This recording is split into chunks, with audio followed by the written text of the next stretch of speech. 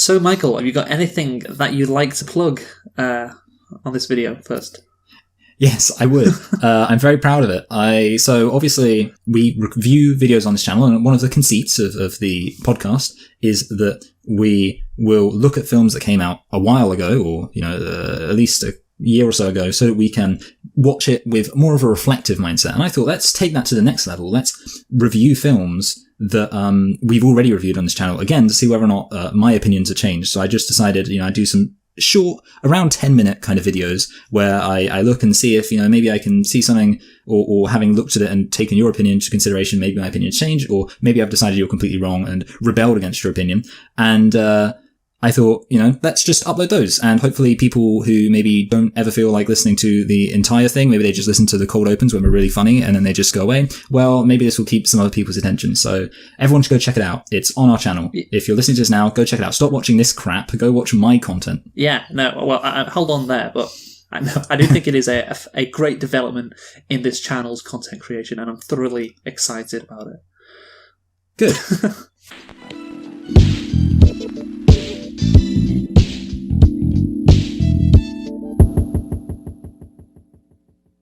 Hello and welcome to Select and Reflect, the movie review podcast where we look at films that have come out in the near and distant past, we give them a couple of watches and evaluate them beyond first impressions. I'm your host Michael, and I'm joined as always by my co-host Luke, and that's what I missed out. And this week we are looking at Battlefield Earth to celebrate the 20-year anniversary of this beautiful, beautiful film. And Luke, why don't you tell us a thing or two about Battlefield Earth? Sure thing, Michael. So, Battlefield Earth, also referred to as Battlefield Earth, a saga of the year 3000, is a 2000 American science fiction action film based on the 1982 novel of the same name by Ron Hubbard. What's his first name? It just says L here. Lafayette. Is that it? Yeah, Lafayette Ron Hubbard. What a great name. It was directed by Roger Christian and stars John Travolta, Barry Pepper, and Forrest Whitaker, among others. It was released on May the 12th, 2000 in the United States. So, yeah, practically a 20-year anniversary from when we are recording this. I haven't really seen any articles about it or talk on Twitter about the 20-year anniversary. I can't imagine why. What is the budget for Battlefield Earth? I feel that this is one where surely I feel like this might be one where it was like really insanely loads, like would kind of be my guess, because Scientology's got loads of money, but I feel like I go too high, it's gonna be crazy. So I don't know, like 80 million. That's like, I'm guessing it's kind of quite a lot. That is a very good guess, because it's 73. So okay, yeah, I was thinking you may go low because of the quality of the movie, but you are correct, and it was quite high. 73 million was the budget. And now, can you tell us what the box office receipts were? I think it was very low. I think this film probably operated or got a loss. So I guess it's less than 80 million, maybe. I hope it was less than 80 million. So let's go 75 million, which is very close to the actual budget. In actual fact, was 29.7. So I was right that it was lower. Yes, quite a bit lower. I didn't go low enough. Although I did look at some quotes from John Travolta, and he said, apparently, who knows if this is true, because it's fucking John Travolta saying it, that the movie actually made 100 million somehow from DVD sales, and so it technically turned a profit, even though there's nothing apart from his word on that. So anyway, that is how much it grossed. So we have to ask the question, Michael. Did you like Battlefield Earth? No. No? No, I didn't. No, okay. Did you?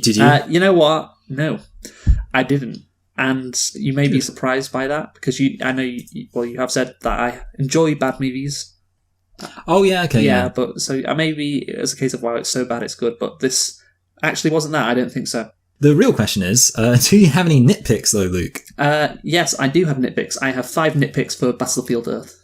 Okay, I've only got 3, so I'm all right. Coming in under. So, and honestly, they're a bit.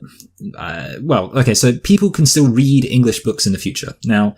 That's like I say, this is 3,000 years into the future. There's like 2 issues with this. Okay, one, I was assuming that language would have evolved over this time, and that the reason why the people were seemingly still speaking English was just because of the kind of. Generally speaking, you translate things in a film a lot of the time. It's an acceptable thing to do. They do it in like Star Wars and stuff. They probably don't really speak English in Star Wars. But so I was assuming number one, the language has evolved. But let's assume that, okay, somehow they've managed to perfectly maintain modern English, even though modern English was nothing like English 1,000 years ago, but whatever. how are they able to read? These people are primitive. They don't seem to even have like writing in English in their society. How are they able to read? And also, how has the kind of same scripts and stuff been preserved? It just seems very unlikely to be able to read English books at all. Number 2, crashing into the dome with a ship didn't even destroy it. I found this very weird because obviously their plan is to destroy this big dome with all the bad guys inside it. So they detonate some explosions and it just cracks the dome. Yeah. And then I'm like, the guy's like, oh, don't worry, I'm holding it. I'm dealing with it. And I'm like, okay, this is going to be a big sacrifice. He's going to crash into the dome with his ship and it's going to smash. Because I was thinking like the dome's already cracked. The implication is, it just needs one little push to send it over the edge. So he crashes his ship into it and then it just gets lodged in there, which... Okay, fine. I don't know much about the technology of the Cyclops, but I'm just thinking you've already communicated as a visual storyteller that this is cracked. The implication we're supposed to make is that, it's on the verge of breaking. And then we see somebody crash into it and it's like, oh, no, nothing. And then it's also really stupid because then he shoots some fuel and blows himself up. And you think, why not just cut out the middleman? Why not just have him crash into the ship and blow up? Yeah. So, yeah. And finally... And this is like an interesting one. This is the one where it's like a question. I genuinely want to know, what exactly do the human beings do as slaves? Because it's very clearly established, in fact, it's a significant part of the film, that human beings are not deemed to be capable of mining. So all we seem to see human beings do is shift rocks around. That's all, like most of the time, human beings in this film are just walking around doing nothing in like the slave facility. The only thing I think you see them do is carrying some rocks somewhere, which is strange to me because they all exist. All the slaves exist on this advanced facility that the Cyclops have built for themselves under the stone. I think so. Couldn't they just build like a conveyor belt? Like what, you think they just have a place where it's like, it's dropped off and then it gets conveyor belted. Like that would surely be easier than having all these human beings you've got to like feed and take care of. You make a good point that I don't really know what they're there for. Yeah, the human beings don't seem to do anything other than just move the rocks around, which seems like the kind of thing that, is not very necessary. So what are your 5? That is a good point. I wasn't thinking about that really. It's like, if they're not there to mine, what are they there for? I don't really know. They just seem to be like getting a pickaxe and doing random shit around the facility. I have no idea. It's like kind of the worst type of slavery, when you got like a job and there's not really anything to do, but your boss still insists that you make it look like you're working. Yeah. That's the kind of slavery they've got. Yeah. Where it's just like, because they've got like the overseer, they're like, get to work. It's like, there's nothing to do. What do you want us to do? Just do it. Just do some work. Start working. Do some standard slave work. Like take a pickaxe and hit a rock. There you go. Okay, my nitpicks. Okay, so I really like this one where John Travolta, who's meant to be incredibly intelligent, is talking to his right-hand man, Forrest Whitaker, and he sees the humans eating rats after they've escaped his compound. And then they're like, oh, well, rats must be their favourite food, when it's like literally the first thing that they've seen them eaten because they're fucking starving. I mean, I just fucking stupid. Okay, the next nitpick. One of the savages who teams up with... Johnny, who is of course the hero of the story, just like in The Room, of course. Remember? Yeah, called Johnny. So the savage guy, he throws his spear at Johnny, and I'm just thinking to announce he's there. He could have easily killed him. Like I don't think he's that accurate, to be taking chances like that. And then it'll be all over for them. The next one, these savages, these primitive humans, as you've said, somehow in a week learn how to pilot fighter jets. Actually, the time scale is pretty insane in this. Yeah, and like they must be quite dumb, obviously, and then I imagine it takes more than a week to pilot them, and they're just fighter jets. I assume that the Cyclops, the aliens, have better technology than these primitive, than the humans in the year 2000. Hence why the planet has been destroyed. But yeah, somehow they'd learn how to fly anyway, which is just completely ridiculous. I couldn't believe it when I was watching it. Also, Fort Knox, apparently it's been abandoned, so the Cyclops had no knowledge of this. You'd think they would. And also it's quite easy to get into. They just literally fly up to it and like open a vault, and voila, they're in. I have to think like there would, it would be harder to open than that, even if it had been abandoned for thousands of years. Like a code or whatever. But anyway, I've got one more. Oh, this was hilarious. John Travolta, again, who's meant to be incredibly intelligent, his character. So obviously Johnny breaks into Fort Knox to get some gold to give it to John Travolta because he's trying to mine the gold. John Travolta sent him to mine gold, and he gives, obviously they're in gold bars, and John Travolta even says, "Why the hell are they in gold bars?" And he just said, "Well, it's, I thought you'd like it that way." And he's like, "Why have you smelled it?" I was just thinking, how do you not know they don't have the capabilities to smell this? Like, this is like, look at how pristine these gold bars are. Do you think these fucking primitive humans could do that when they have no ability to do that? He just accepts it, like, oh yeah, sure, whatever. You managed to do that. It's just unbelievable moments in just an unbelievable movie in general. Those are my 5 nitpicks. They're all good, and definitely I think it's fair to say that criticisms of this film go beyond nitpicks. So why don't you tell us about the production of this film, Luke? Because apparently there's some exciting tales there, perhaps a more interesting tale than the actual story of the film itself. Oh no, definitely. I think the production is incredibly interesting. But first, obviously, we have to note, well, I said before that it was based, this movie Battlefield Earth was based on the novel called Battlefield Earth by a guy called L. Ron Hubbard. And who was L. Ron Hubbard, Michael? L. Ron Hubbard was a failed psychiatrist who invented a method called Dianetics, which I don't really know a lot about because I don't want to know a lot about it. But suffice it to say that actual psychologists or psychiatrists don't take it very seriously. And as far as I know, therefore, he invented a religion which combined elements of the sci-fi books, which he also liked to write, with his method of Dianetics, in order to essentially not have to face any accountability for his potentially harmful psychological practices, and hence a cult was formed. A cult? Whoa, slow down there, pal. Actually, we don't want to get... It's a good thing we don't have any subscribers. Yes, Scientology is what was L. Ron Hubbard's most famous creation, a religion, apparently, that has a couple of famous members, namely Tom Cruise and one other person, which happens to be John Travolta, who... interesting. Do you know what year John Travolta became a Scientologist, Michael? No. It was 1975. So this was before his big break in Greece in 1978. Yeah. So, wow. Yeah, incredible. So Travolta had converted to Scientology in 75 and subsequently became one of the church's most prominent supporters. Don't you love that? That it's a church. Yeah. It's great. Hubbard sent him an autographed copy of Battlefield Earth when the book was first published in 1982. He reportedly hoped that Travolta would turn the book into a film, quote, in the vein of Star Wars and Close Encounters of the Third Kind. While Travolta was interested, his influence in Hollywood at the time was at a low after participating in a series of flops. But of course, he gained renewed influence with the success of the 1994 film Pulp Fiction, which garnered Travolta an Academy Award nomination for Best Actor. So basically, this movie is the reason why it exists is because of Quentin Tarantino. He's responsible for this movie. Travolta described the book in interviews as like Pulp Fiction for the year 3000. I mean, it's literally nothing like Pulp Fiction. I don't know. I really don't get it. Well, they're both about things that happen. Yeah, things happen. Guns are fired. So he also described it as like Star Wars, only better. Which I guess you could say, yes, it's more similar to Star Wars. The better bit, obviously, is a no.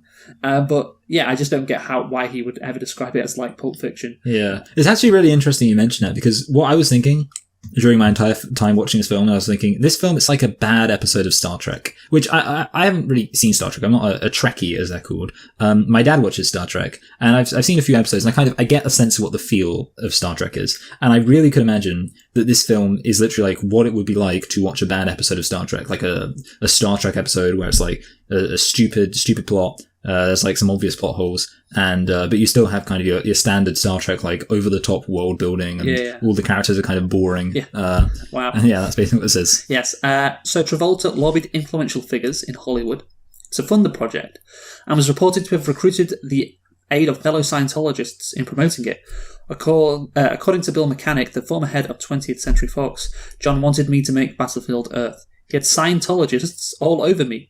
They'd come up to you, and they know who you are, and they go, wow, we're really excited about Battlefield Earth. This did not impress Mechanic. Do you think in any way, shape, or form that weirding me out is going to make me want to make this movie? I just, a Scientologist, man, one of a kind, honestly. They are something else. In 1998, the project was taken over by Franchise Pictures, a recently established company whose head, Eli Samaha, a former dry cleaning mogul turned nightclub owner, what a great career path, specialised in rescuing stars' pet projects. Samaha forecast that the film would be a hit. Quote, "My projected numbers on Battlefield Earth are really conservative. I'm already covered internationally, and there's no way I'm going to lose if the movie does $35 million domestically. And Travolta has never had an action movie do under $35 million. Until this one. According to Samaha, he got around the, quote, negative factor of the Scientology connection by the simple expedient of yelling at everyone, 'This is a science fiction film starring John Travolta,' again and again. Samaha acknowledged that, quote, 'Everyone thought I was crazy or mentally retarded for taking on the project.' Wow. But pitched the film as Planet of the Apes starring John Travolta. And this is another quote from him. Battlefield Earth is going to make people in Hollywood take notice of Eli Samaha. I'm not going to be the laughingstock anymore." That is. Can we get a film about this guy? I know, this is incredibly interesting. This is why I wanted to include it. It's not just like, this was a bad movie that obviously was wrong. This guy and the fucking backstory behind this and that quote, I mean, people certainly did take notice of it. You got the first part right. Yeah, it seems like one of those things where like you need like a smash cut. Yeah. Like, people are going to take notice of me. Everyone's going to remember the name Eli Samaha, and it's like 3 weeks later or whatever. Yeah, the SpongeBob meme. Yeah. Travolta commented on the perceived similarities between Battlefield Earth and Scientology. Well, they are kind of synonymous. L. Ron Hubbard is very famous for Scientology and Dianetics. On the other hand, he's equally as famous in the science fiction world. So for people to think that, look, I don't want everybody to try Scientology. I don't really care if someone thinks that. I'm not worried about it. You can't be. The truth of why I'm doing it is because it's a really great piece of science fiction. I'm going to be the wickedest 9-foot alien you've ever seen in your life. Again, I just want to, like, these quotes about him saying it's going to be Star Wars or Pulp Fiction and he's going to be the best 9-foot alien you've ever seen in your life. Like, it's obviously there's we looked at a movie a couple of years ago that was based on The Room. What was that called again? I forget. Disaster Artist. Like, there's got to be some similar thing going on here, surely. Yeah, I think so. So internationally, the film made $29.7 million worldwide, falling well short of its reported $73 million production budget and $20 million in estimated marketing costs. Financially, it is regarded as one of the most expensive box office bombs in film history. So yes, Eli Samaha unfortunately did not get the recognition he wanted, although he did get some recognition. And I think, maybe he think become a laughingstock. Is there something more than a laughingstock that you can become? Do you think? I'm trying to come up with something clever. Wait, give me a second. What about a guffawing gallows? Yeah, something like that. I just like that quote. I'm not going to be the laughingstock of Hollywood anymore. I just wow. I mean, what can you say? Like when I saw that quote on Wikipedia, I couldn't believe it. It's one of those things where, one of the great quotes in human history, for sure. So anyway, Michael, that is the production, and as I mentioned, it's probably more exciting than the movie itself. But we haven't mentioned this, obviously. But if anyone knows about this movie, you'll know. Battlefield Earth, this is one Wikipedia, was a critical and commercial failure. I mean, that's probably quite obvious. It was a critical failure and frequently described as, quote, one of the worst films of all time. Reviewers criticised virtually every aspect of the film, including the acting, cinematography, script, special effects, and art direction. It didn't really turn out how John Travolta and Samaha and even Lafayette, Ron Hubbard, would have wanted, unfortunately. Didn't turn out how any of them would have liked. But anyway, Michael, we must get into the actual plot of the movie. And so just a quick overview of the plot of Battlefield Earth. The film follows a rebellion against the alien species, the Cyclos, who have ruled Earth for 1,000 years. So just to give a very quick overview, obviously what is happening in this movie is there is a mining operation on Earth run by the Cyclos, and they employ humans as slaves, but as you mentioned before, they don't actually employ them to do the mining. Who knows what the humans are actually doing in the care of these Cyclops? It's never explained. It's unknown. But yeah, so these aliens, they're mining the Earth for resources. They've been at it for 1,000 years, and then there's this character who's called Johnny. Johnny, Mike. Do you know what his full name is? Johnny Smith. No. It's let me see. Fuck, where is it? Oh yeah, here we go. His full name, it's Barry Pepper who plays him. His full name is Johnny Goodboy Tyler. That's his actual name, Johnny Goodboy Tyler. Like, just the most ridiculous name you've ever heard. But anyway, so Johnny Goodboy Tyler is in a cave in the mountains in the Rockies, and he decides to leave the cave. Why does he want to do this, Michael? Why does he leave? Because destiny's a lie, and he believes that he can go out there and fight them. If he heads out into the world, he's gonna save the day. But he doesn't even know what there is. That's the thing. He doesn't even know about these monsters. He just he doesn't. He just leaves because fuck it. Because they think they're demons. He's like, hey, has anyone ever seen one of these demons? And he's like, I'm gonna head out. Yeah. Yeah, it's not really a reason. Yeah. And it seems unnecessary. They could have just had him, go out on a hunting party. Yeah, something like that, and then he gets lost. Yeah, but anyway, he is the chosen one, and all of that bullshit that happens in sci-fi movies. And his girlfriend says that to him as well. I always knew this was your destiny, Johnny. I always knew you were special. She says that halfway through the movie. But yeah, you literally get no background on this guy whatsoever. I mean, the lack of character development is shocking, along with everything else in this movie. And so then the plot gets going, and you learn about these aliens, and they control the world. And I think you wanted to say that you like the concept of like primitive humans living in the future, not knowing about humans nowadays, or what like these statues are, and all of that. So this is a positive, actually, you want to talk about. Yeah, I do have a positive. I guess it's more of a potential positive. Although I think there are actually some good moments. There's actually a line that made me laugh. And it's when they are using the map to navigate to Fort Knox, and they're confused why they haven't seen any lines on the ground, because there are lines on the map. And one of them says, the lines must have faded over time.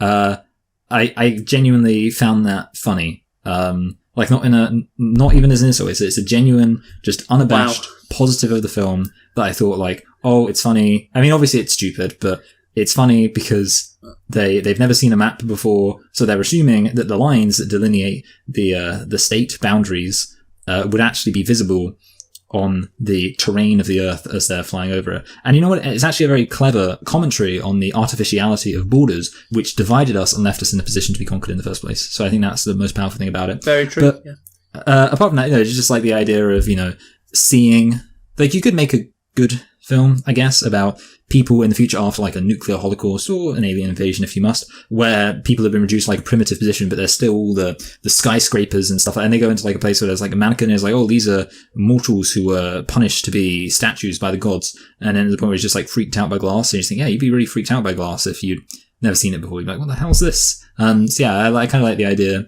of, like I say, primitive people just having these weird mystical interpretations of the mundane things of modern life in a post-apocalyptic scenario. And to an extent, they do lean into that, so I do have to give it a genuine positive, but obviously, if they wanted to really drive that positive home, they'd have to have made the actual rest of the plot not let this aspect down so much. Yeah, so I kind of agree with you. I think that idea has some potential. It's the word that you used. I think I've seen like science fiction with that concept before. Maybe not. Yeah, I'm sure. I mean, I can't think whether or not that's actually in Planet of the Apes, but let's assume it is. Yeah. Again, that kind of Planet of the Apes thing. Again, it's probably more examples of that. Maybe in Star Trek. An actual good episode of Battlefield Earth, perhaps. Something like that exists out there. But yeah, so I put down.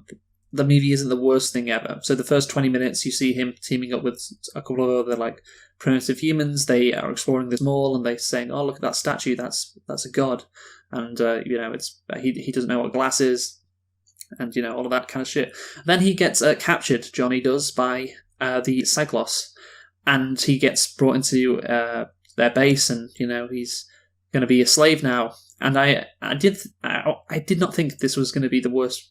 Well, it wasn't the worst thing ever. As I was watching it, was like, okay, this is bad, obviously. The outfits are bad, the production's bad, which we'll get onto, but it's not awful. And then John Travolta comes in, and he starts speaking in this I guess it's just his voice. It's like a slightly cant voice that I guess is his natural voice because I've heard him speak like that in other scenarios, and I think it is when it starts to fall apart when he comes in, ironically. And if you notice, all the other aliens have very deep voices, but he just sounds like John Travolta, which, I mean, I don't know, maybe he had to speak like he did, otherwise people wouldn't recognise him as John Travolta. I have no idea, but yeah, it's like he's the only one who sounds like he does. What do you think of that? Yeah, it's definitely the point at which it feels a lot more campy, and it's funny, you obviously, you mentioned that his voice is very kind of high-pitched, because I guess you could say that sort of makes him a bit more camp, I suppose, if he had like a deep voice. Yeah, it's very just silly and stupid, and it definitely, I mean, I guess that's the point at which you can't take the film seriously. Like at that point, any chance of you being like, oh man, yeah, oh boy, like it's no longer, Lord of the Rings at that point. Yeah. It's not even Star Wars. You are correct. It's not that. So yeah, and yeah, and so then basically we have these scenes of Johnny learning about the humans in captivity and trying to escape, and he does try and do that a couple of times. And basically, there's this side thing going on where John Travolta is trying his best to escape Earth because it's a shitty place, and he wants to, conquer galaxies, or that's what he was trying to do. And he says he graduated top of his class at the academy and so on. He's really pissed that he's here at Earth, and he's kept in Earth because apparently he did something to a senator's daughter, which isn't explained, but there you go. So he hatches a scheme to try and get off this this planet by getting gold for himself and bribing people on his home planet to give him a better position. So that's his plan. And at the same time, Johnny is leading a rebellion, which we'll talk about how successful that should have been. And yeah, that's basically it. That sets up the whole movie, and it's just here's my issue. It's just so boring, and this movie is really bad. And there are some aspects of this movie you can make fun of, but a movie like The Room, even though you could say a room for large sections, it's just boring. The Room has scenes which are like hilarious. I just thinking of them throwing footballs in the alleyway, or whenever like Johnny is speaking, essentially. Yeah. There's constantly funny scenes. In this, there isn't really any like great funny scenes. It's just so boring throughout the whole movie, and that is why I don't think it's so bad it's good, because that's it. It's just so boring. What do you think?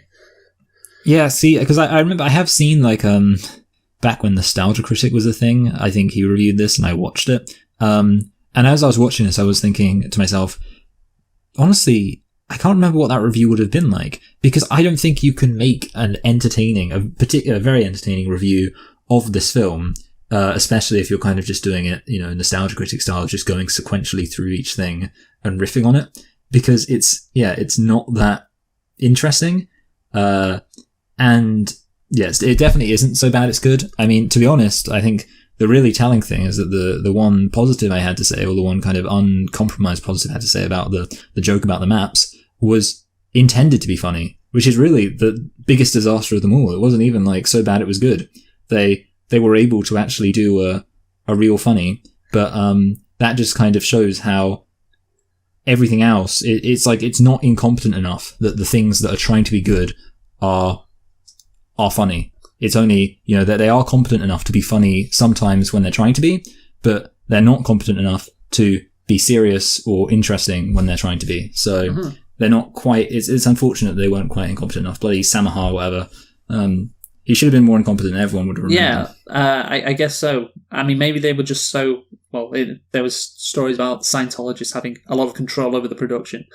So maybe they were just like, we got to stick to this incredibly boring story so much that nothing like weird could happen. Well, I guess, I said John Travolta kind of, when he gets in and you realise this movie is going to be incredibly shit when he starts talking, I think, to be honest, Travolta actually makes it somewhat watchable, because his stupid act kind of breaks up the monotony of it. Like when he walks in, it's like, okay, this is really shit. But then whenever he speaks, it's so stupid that it makes the movie like somewhat watchable. So he actually thank God he was in it and did do that fucking ridiculous campy. Well, it's just kind of his voice and like played it like a campy villain, and because it's what makes it almost just barely entertaining, as small entertaining as you could get. So credit to him for that. I mean, I think honestly, the scenes with John Travolta and Forest Whitaker are much better than the scenes with the human beings, especially like when they're like with that woman with the massive tongue. Oh yeah, and it's just like so weird and strange. It's like, and I don't know, like even the fact that when it's like, oh man, he does the thing where he like films Forest Whitaker coming out with the plan or like restating the plan, and he's like, you shouldn't do that, that's terrible. And then he reveals, of course, that he's done that, so he's got like, he can blame Forest Whitaker if it all goes wrong. And it's kind of weird because these villains are, and I think I think the problem is that I do think most of the things that are bad about this film are intentional, which is to say, in other words, they knew what they were doing, which is kind of an issue because most people who I think most so bad they're good films are purely the work of absolute delusion. Like Tommy Wiseau thought he was making a really serious film. That guy who made Birdemic thought he was making a really serious film. I think that John Travolta knew just enough that he was not making a good film for the insincerity to be obvious, which kind of made it, on the one hand, it is entertaining in some places. Like basically you've got these two guys who are just really incompetent. These two villains who are just really incompetent. They're not smart or really threatening at all. And, they're just like, bloody, this guy is stupid. He'll never get leverage over us, these man animals, whatever they're called. And then obviously he gets leverage over them. It's almost like you can just count the number of times that John Travolta's like, oh, this will never happen. And then that exact thing happens. So they obviously are stupid, and it's obviously supposed to be funny. And it does make it slightly entertaining. It just means that there's no tension, really, because it's just a big joke. Yeah, you're right. Like, of course, John Travolta, he says he's incredibly smart. But that's the thing, does the movie actually want you to think he's smart? No, not really, because he gets, like, his comeuppance a number of times by the man animals. He's not like he's not meant to be portrayed by the movie as some really daunting foe. It's not like that at all. Yeah, although actually I will say, like, one of the moments in the film which did make me laugh, and I think maybe this was something which was supposed to be serious, but it did make me laugh, was when he goes, it could even be our friendly bartender. I'll down to that later, yeah. That's great. I was going to say, that scene is good because that is a scene that's off script, but the thing is, this movie is incredibly like on script. There's not some weird scenes. Like that's the thing which I said, which relates to what I said before when I said it was boring. It cannot be so bad it's good, because it's the most boring, played out script ever. Like these people who are in prison, they manage to escape, and there's no opportunity for these weird scenes apart from that bartender scene, which was like one of the only opportunities where it was like so bad it's good. But yeah, I think let's just talk about what happens with Johnny. So Johnny manages to he gets probed, I guess is maybe the best way to put it, by the Cyclops. They inject all this knowledge into his brain.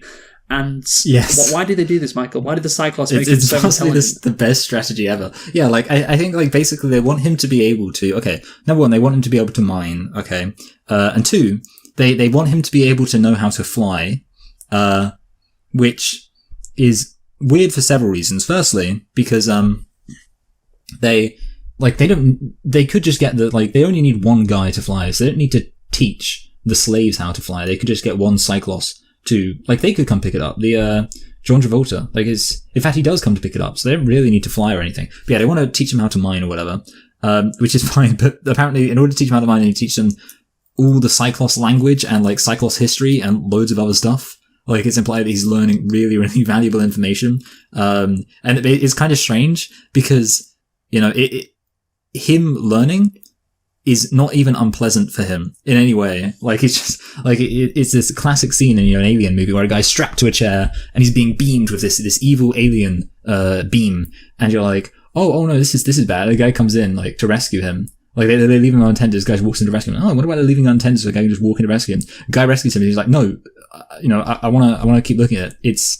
It's helpful. You're like, okay, so basically they're just doing him a solid, really. Like, he's not even, it's so weird that you've just got this main character who's being subjected to, like you say, something similar to alien probing, and he's just like, okay with it. He's like, oh yeah, this is fine. It's actually really useful to me. Yeah. It's kind of like if an alien said they were going to torture you, and they're like, yeah, we're going to torture you, and what we're going to do is we're going to squeeze all your blackheads. And you're like, okay, I can see how you might think that's torture, but actually, deep down you're thinking that's kind of going to be a bit satisfying, like, sure, it's going to hurt, but actually, I'm basically getting beauty treatment. That's kind of the analogy I'd make. It's like framed as if they're doing this bad thing, but it's like they're really helping him out. So well done. Yeah, I mean, that's the thing. He realizes that, oh no, if I get all this information about their species, I can help escape. And it's just like, well, John Travolta, why don't you just beam information into his head about mining and the language? And that's all you need. Nothing else. But apparently he knows the whole history of their civilization and what they did on Earth and all of that. So yeah, he becomes like a god basically now, Johnny. So well done, John Travolta, for doing that. And then John Travolta takes him to a library. So, I mean, the reason in the movie is because he wants to show Johnny that nothing in here will help him or whatever. You may as well submit to being oppressed by us and be our slave. But obviously it's so Johnny can look at and read the Declaration of Independence. So that inspires him, which is, yeah, just incredibly ham-fisted. It's like, oh yeah, guys, this is like, when the Americans fought off the British in 1776 or whatever. It's like that. It's like, yeah, he doesn't actually need to have a look at the Declaration of Independence. I mean, it's so, like I said, it's just so ham-fisted. I like it, by the way, when he flies to Washington, D.C. to see Congress as well. I really didn't expect, like, I don't know, the United States Congress to be so lauded in this particular movie by Scientologists. I didn't think they were so... Yeah, I found that weird. I mean, maybe it's an example, maybe it's like manipulation, where like, well, we have to appeal to people's patriotism, because then patriotic people will be more happy about Scientology. Yeah. Because, yeah, in theory, you'd think, like, if Scientology is about, like, I don't know, transcending the human experience or something, which is kind of what I just imagine it's about, then you think it would be not about, American exceptionalism or anything like that. But apparently, that's something which I'm still 100% down for. That factors in, apparently. So yeah, then he becomes like a god and a leader, and he leads this rebellion against the Cyclops. And John Travolta gets... what happens to him? I can't actually remember in the final battle when the humans are attacking the dome so they can kill all the aliens, so they breathe in the poisonous air. I can't remember what actually John Travolta is doing. Oh no, I can remember. It's actually quite funny. So they establish earlier on that they have like a band which they put around people's necks, which explodes. So they have it around his girlfriend's neck, and they're able to get it off of her through some shenanigans. And he has a hold of it, and then he puts it around John Travolta's arm. John Travolta doesn't notice, which is great. And then he's like, the guys are like, please don't blow up my girlfriend's head or whatever. And John Travolta's like, ha, you stupid human, you reminded me. And then he clicks and his arm blows off. Yeah, God. Again, like, he's a moron, John Travolta. He's a fucking moron. And that's the thing, if the movie, we talked about it before, but yeah, if the movie wanted to make it so bad it's good, then John Travolta would be portrayed as so intelligent, and obviously be a complete fucking idiot. But he's not really portrayed as that. So yeah, it doesn't really work. He is a complete fucking idiot. We're meant to think that. But yeah, I was talking about before, like, I remember he was in a ship. I don't know where he was flying to. Like, and one of the guys says, like, hey, humans are all escaping from the prisons. And he, as the head of security, says, deal with it yourself. I have no time for these petty things or whatever. Like, it's probably the biggest thing you could be faced with, and he's just like, nah, fuck it, I'm doing something else. I can't remember what he's doing, so that is frustrating. But anyway, so obviously the humans win in the end, Michael, and it's all good, as you would imagine. And this actually was meant to be one part, because there was meant to be another part after this, or a second movie. So yeah, we're only actually halfway through the book, and halfway through the story of Johnny Goodboy Tyler. And that's funny, because I was actually thinking to myself after this film, I was thinking, you know what, I wouldn't mind watching a film about humans trying to rebuild after an alien invasion. I was thinking, no one's ever done it. No one's ever done a film where it's like the beginning is them defeating an alien invasion and the story's like about them trying to rebuild. So maybe I would have loved Battlefield Earth 2. Maybe, yeah. So I want to talk now about the missing scenes in this movie, because, I mean, the plot is just, it's not that great, really. It's just boring by the numbers. But there are some issues with the actual plot where there just seems to be scenes that have just been left out. Incredibly weird. One of them is when... Do you remember when the first time Johnny... Well, actually, the second time Johnny tries to escape, and he kills a couple of the aliens, and there's this like half circular fence that he's trying to get out of, like in a sewage system. Yes. Then John Travolta says, maybe we could use this human, because this is when he's coming up with the idea to use the use the humans to mine gold for him.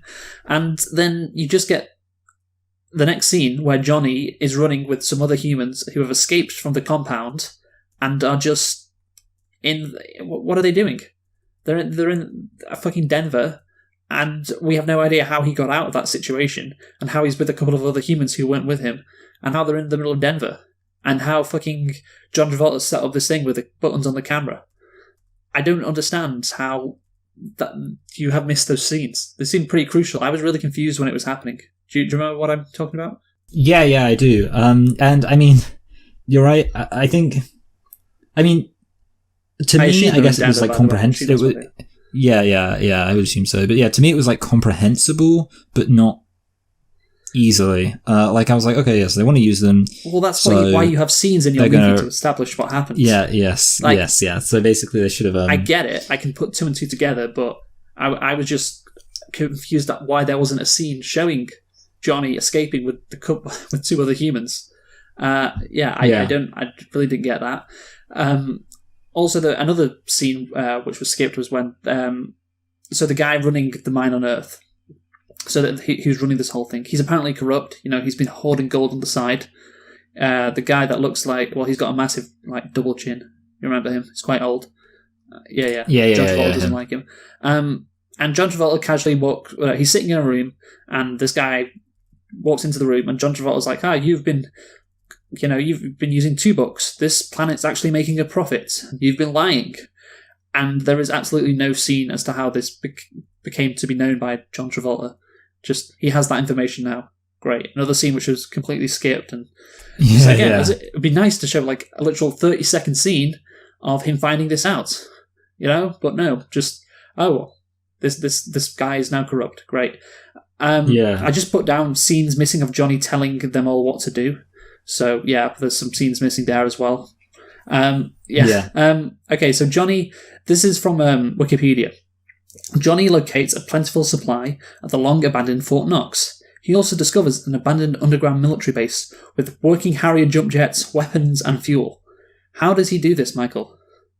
How does he do this? Does he just know that Fort Knox exists? Destiny. Does he read in the book, this is where Fort Knox is?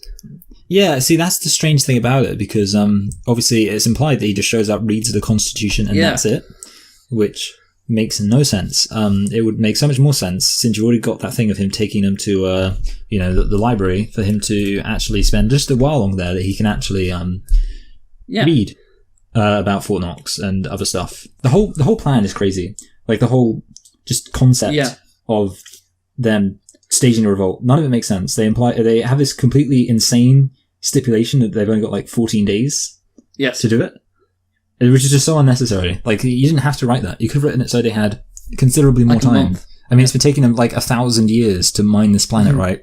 Why are they expecting all this mining to be done in? They could literally, it would not be unbelievable if they're like, let's take us 1,000 years to mine this planet. We'll give them a year of like working on this mining, and then obviously they could make that gold stretch quite far, especially if they broke it up into little pieces and mixed it in with rock so that it wasn't so suspicious. Yes, I know. It's, the plan doesn't make sense, and how he locates everything doesn't make sense. But anyway, we have to get to the best scene in the movie now, which is the scene where Forrest Whitaker, Travolta's right-hand man, has got dirt on him in order to gain leverage, which they use that word quite a lot in this movie, leverage.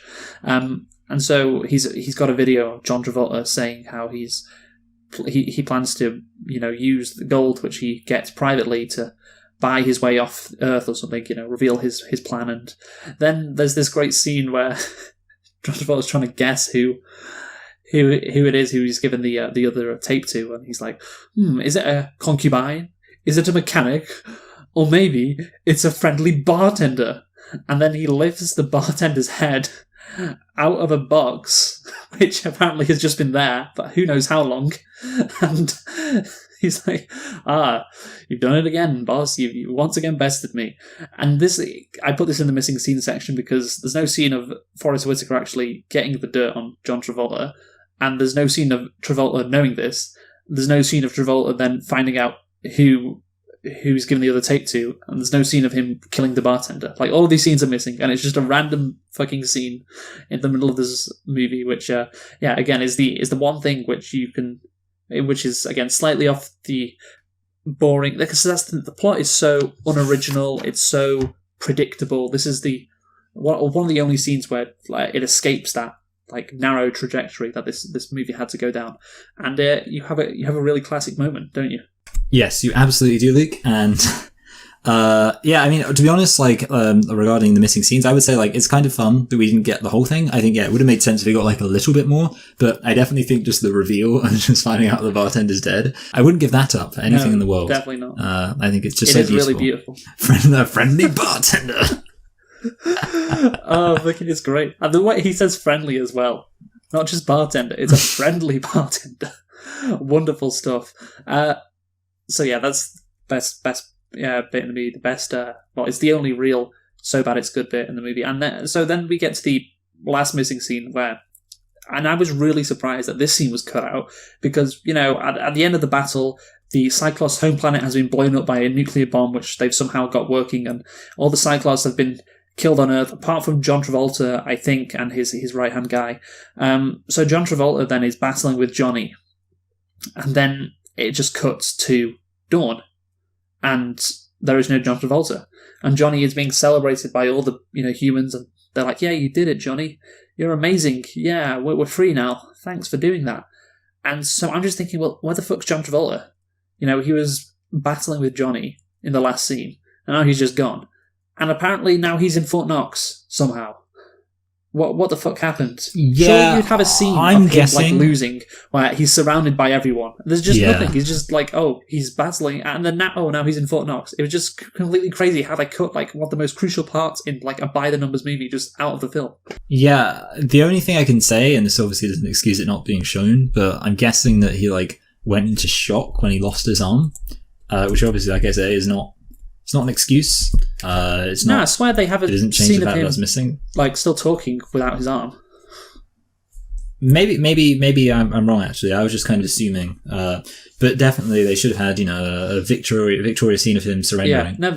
Yeah, it's not. Yeah, it's like the payoff of the movie. It's like this evil bad guy has now been defeated, and he is. Now, everybody's surrounded him. It's like, look at what humanity has done. We're not filthy man animals anymore, are we? There's just none of that. It's just crazy that scene wasn't in the movie. Well, to be fair, we are men and we are animals. Just breathtaking incompetence. Just bizarre decisions all around. With all of these missing scenes, but particularly that one, considering it is like crucial to these type of stories. So that's the plot basically. I think we need to talk about the technical aspects now, Michael. There was a lot of angles in this movie. What were they? Belgian angles, German angles? No. What were they? Weren't. Liechtenstein. No. Dutch angles. They were Dutch angles. Only Dutch angles. Throughout the whole fucking movie, only Dutch angles. I just, I know the guy wanted to make it like a comic book movie and all that, but Jesus Christ, I don't know. Maybe he was on some drugs at the time. But again, just an absolutely baffling decision. Just every single shot in the movie is a Dutch angle. What more can you say? Just absolutely awful. The action. So this was around the time of The Matrix, obviously, and I have to think that what inspired the action in this movie was The Matrix, because there is so much fucking slow motion going on in this movie with the action. And you think about, this movie is 2 hours long, and it doesn't seem to be 2 hours because not a lot actually happens. And like 30 minutes of it must be made up by this slow motion action whenever somebody gets punched or shot. So much fucking slow motion in this movie. Did that make it cool, Michael? Did that make it like The Matrix? Well, I don't know. I felt pretty red-pilled after this film. I'm going to become a Scientologist.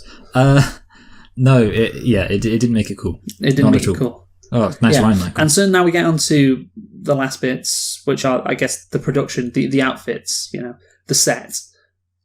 They look like shit. Like, everything just looks like complete shit. This was a movie which had a £73 million budget. This wasn't like 7.3 million. 73 million. So, well, not pound, dollars, but doesn't really make that much of a difference. $73 million budget, and it just looked like complete shit. Like, the outfits were awful, and then the set, it was just like tacky plastic, everything. It was like a Doctor Who show out of 1976. That's what it looked like. I was surprised at how bad that was.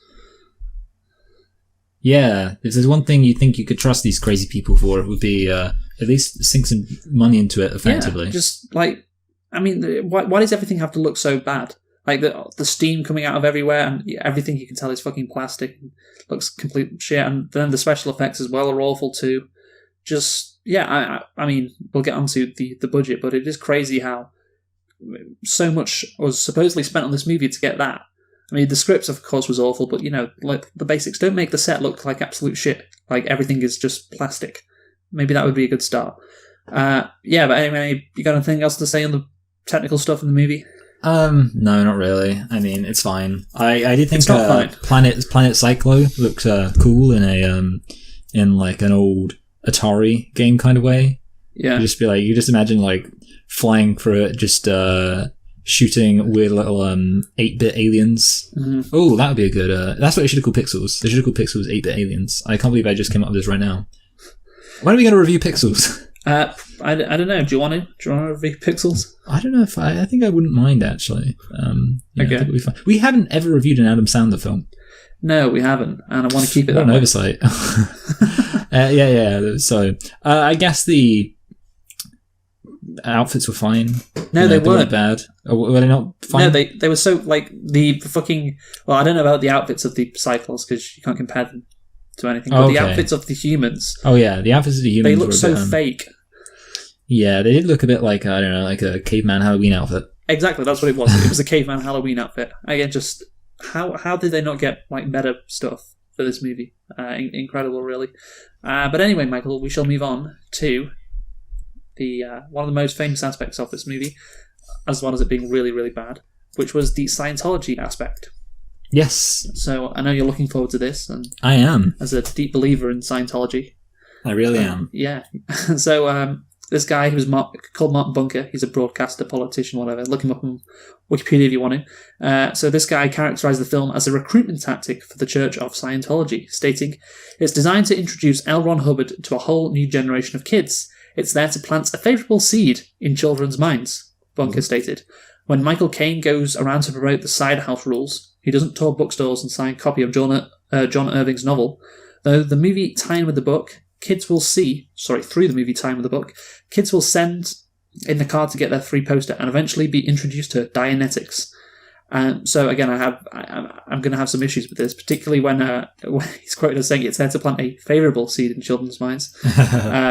Before the film was released, rumours and allegations began to circulate that Battlefield Earth contained subliminal messages promoting Scientology. By the way, to this, I said, yes, of course it did. That's the whole fucking point of the movie. Everyone is right here. Former Scientologist, big difference there, yes. Lawrence Wollersheim, in a press release issued by his group Fight Against Coercive Tactics Network, said that the Church of Scientology, quote, has placed highly advanced subliminal messages in the Battlefield Earth film to serendipitously recruit new members from the movie audience and to get the audience to develop a revulsion for psychiatry and current mental health organizations and practices. How advanced were those subliminal messages? What you don't realize is that there's the Scientology works on 3 levels: the subliminal, liminal, and superliminal. Yeah. Hey, you join Scientology. I agree with the Scottish journalist Duncan Campbell here. This is one of his quotes from Wikipedia, which I agreed with. And he said, "The only subliminal voice I could detect came about 10 minutes into this 121-minute film, and it seemed to be saying, 'Leave this cinema now.'" And that's the case. It's like, I don't know how anyone could be inspired by this shitty movie, and how the fear over the subliminal messages Like, what? How could you get any subliminal messages out of this movie? How could you implant any favourable seeds watching this movie from Scientology into kids? I mean, it's the same thing, I guess, with the Joker movie, and all the liberals were worried it would turn people into incels, and when conservatives are worried about rap music and video games, ruining the youth of America. And one piece of media isn't going to brainwash someone into becoming a Scientologist, particularly not a movie like this shit. And crucially, this is the crucial thing, boring. It was an incredibly boring movie. I don't know how anyone could possibly get attracted to Scientology watching this. It would probably have the opposite effect. Probably, distance kids. Or anybody else who wants to, get into Scientology, because it is so shit. See, because I've always thought, I don't understand how anyone could be a Scientologist, but I've always thought that the logical thing would be to keep all of the crazy stuff kind of secret and just have the mental health element well, that's be what they up tried front. to do. Which is why this is so strange though, that they'd be like, okay, we're going to make this film about space warriors fighting each other in the year 3000, and it's like if people are already saying, I don't know, I always forget which is it like Planet Xenu or something? Yeah, if people already have that association of you being a bunch of crazy people who believe in aliens, and that puts people off, I'm not really sure why you then want to make a sci-fi film about Scientology. Yeah, well, that's the thing. I don't think people really knew about Scientology a lot until that 2005 South Park episode. I think it came out in 2005. Yeah. But anyway, we're going to talk about South Park in a bit. But yeah, the point is, with this movie, it was so bad and, like I said, boring. That's the important part. There's no way that, this guy Mark Bunker should be afraid that it's going to plant favourable seeds in children's minds, and fucking Lawrence Wollersheim, the Scientologist who, wanted, or who was, I guess, bragging by the sounds of this, that they had placed subliminal messages in the Battlefield Earth film. It's just completely ridiculous. There is no chance of this happening. I guarantee that absolutely nobody was recruited to Scientology via this movie. I absolutely guarantee it. Because, unless you... It sounds like something a Scientologist would want you to say, Luke. Yeah. Maybe some people like this movie. Maybe. I can't see how anybody would. Because that's the thing. It's so boring. It's so dull. I don't know how anybody would watch this and be like, oh yeah, I want to be a Scientologist. Or what subliminal messages... the fact that this could have any sort of message in this movie is going too far. And then you get subliminal messages to try and convince people to join this weird cult. Christ, it's just absolutely ridiculous. Because, well, that's the thing. We now know about how ridiculous Scientology is, so it's no surprise that they were thinking this movie was going to be the real Kickstarter for their religion. Their delusion isn't just about what they believe in the Church of Scientology. It's about everything else, really. It seems like. But anyway, Michael, let's get on to South Park now, because South Park is obviously credited with kind of exposing Scientology to a bunch of people. And actually, South Park parodied this film at the 2000 MTV Movie Awards. So I don't know if you know, the MTV short was the first time South Park had satirized Scientology in a piece titled The Gauntlet. The short was primarily a gladiator parody, with the characters fighting Russell Crowe in the Roman Colosseum. It included John Travolta and the Church of Scientology arriving in a spaceship to defeat Crowe and attempting to recruit the boys into Scientology. Travolta, along with his fellow Scientologists, were depicted as Cyclope, as he appeared in the film. So I thought that was interesting. This was the first time that South Park touched on Scientology. Remember Gladiator as well? Remember that movie? Yeah, I do remember that. So there you go. That's I thought that was worth mentioning. But yes, this movie, I don't think it helped anyone. It didn't help Scientologists in getting... it wouldn't help anyone. It didn't help Scientologists in recruiting people to join their religion. I will, stand tall and say that. But what it did actually affect was franchise pictures. So there was some fraud by franchise pictures, and this movie actually ended up in them going bankrupt. So in December 2000, the German-based Entertainment AG filed a lawsuit alleging that Franchise Pictures had fraudulently inflated budgets in the film, including Battlefield Earth, which Entertainment, that's the company by the way, Entertainment, had helped to finance. Entertainment had agreed to pay 47% of the production costs of several films in exchange for European distribution rights, but ended up paying for between 60 and 90% of the costs instead. The company alleged that franchise had defrauded it to the tune of over $75 million by systematically submitting, quote, grossly fraudulent and inflated budgets. And so the judge ruled in their favour, and franchise was forced into bankruptcy on August 19th, 2007. So that's what this movie did accomplish. Managed to bankrupt a company who ripped off this other company. Which again, if you want to make a movie about this, a movie about the making of this movie, I think it'd be entertaining. I think this is another thing that you'd have to include. What do you think? More like entertaining.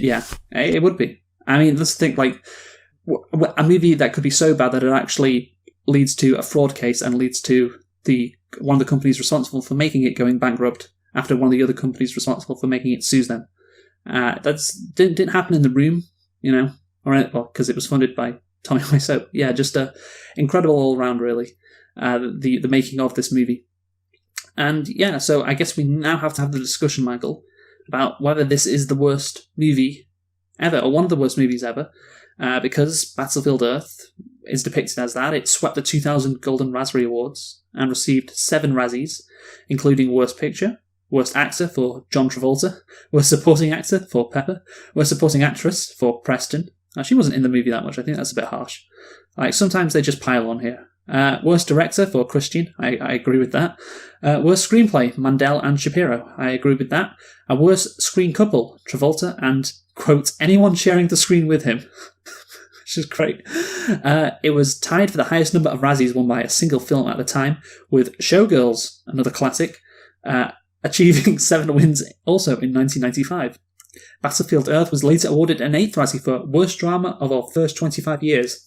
And in 2010, the film received an award for Worst Picture of the Decade, bringing its total number of Razzie Awards to 9, and consequently setting a record for the most Razzies won by a single film, until that was surpassed in 2012 when, have a guess, Michael, which movie won 10 awards? Oh, crap. 2012? Yeah, it was a movie released in 2011. Oh, it was a movie released in 2011. Oh, that's going to annoy. We talked about Give me it a before. second. Let me think about it. Oh, okay. I think I do know. Wait, let me just. I know what it is. It's Jack and Jill. Yes, Jack and Jill. I was kind of thinking Jack and Jill, and then he threw me off for 2012, and then it was 2011, and I was like trying to re-find it again. I was like, yeah, Jack and Jill. Yeah, Jack and Jill, who won 10 awards in 2012. Responding to the criticism, one of the film's producers, Eli Samaha, here he is again, complained. Said, hey, this film made me famous. It kind of did, yeah. The critics were waiting for us to chop our heads off. Everybody hated Scientology for some reason. I didn't know people were so prejudiced. So, yeah, it's because people hated Scientology. That's why they disliked the movie. Again, like, if you were to watch this movie, you wouldn't have any idea about Scientology.